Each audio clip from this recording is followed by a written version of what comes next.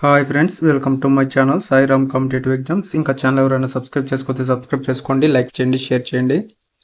ప్రత్యేక డిఎస్సికి రోడ్డెక్కిన గిరిజనులు, తొలి రోజు మన్యం బంద్. గిరిజనులకు ప్రత్యేక డిఎస్సి ప్రకటించాలని జీవో నెంబర్ 3ను పునరుద్ధరించాలంటూ కోరుతూ వివిధ సంఘాల ఆధ్వర్యంలో శుక్రవారం నుంచి నిరవధిక మన్యం బంద్ పాటిస్తున్నారు. ఇందులో భాగంగా అల్లూరు సీతారామరాజు జిల్లా పూర్తిగా స్తంభించింది. ఆర్టీసీ బస్సులు నిలిచిపోగా వర్తక వాణిజ్య సంస్థలు, హోటల్స్ మూతపడ్డాయి.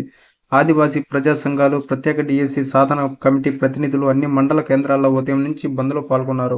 పాడేరు ఐటీఏ కార్యాలయం ఎదురుగా వివిధ ప్రజా సంఘాల ప్రతినిధులు, అరకు ఎంపీ ఆధ్వర్యంలో బహిరంగ సభ నిర్వహించారు. మెగా డిఎస్సి ఆదివాసీ యువత 3,000 పోస్టులు కోల్పోతున్నారని, ఈ డిఎస్సి నుంచి ఏజెన్సీ ఉపాధ్యాయులను మినహాయించాలని ప్రత్యేక డిఎస్సి సాధన కమిటీ ప్రతినిధులు డిమాండ్ చేశారు. స్టేఫన్తో కూడిన శిక్షణ, ఉద్యోగ అవకాశాలు. డిగ్రీ చదివిన విద్యార్థులకు స్వల్పకాలిక సర్టిఫికేట్ శిక్షణ కోర్సులను బొల్లినేని మెడ్స్కిల్ ఆధ్వర్యంలో నిర్వహిస్తున్నారని ఆ సంస్థ ఎగ్జిక్యూటివ్ డైరెక్టర్ శుక్రవారం ఒక ప్రకటనలో తెలిపారు. ఏడాది శిక్షణ కాలంలో 6 నెలల పాటు స్టేఫండ్ ఇస్తామన్నారు. శిక్షణానంతరం ఉద్యోగ అవకాశాలు కల్పిస్తామన్నారు. 18 నుంచి 30 ఏళ్ళ లోపున్న డిగ్రీ పాసు, ఫెయిల్ అయిన విద్యార్థులు అర్హులన్నారు. ఇంటర్ పాస్ అయిన విద్యార్థులకు diploma, BSc paramedical, nursing, MLT, BPT కోర్సులో చేరేందుకు అడ్మిషన్ నిర్వహిస్తున్నామన్నారు.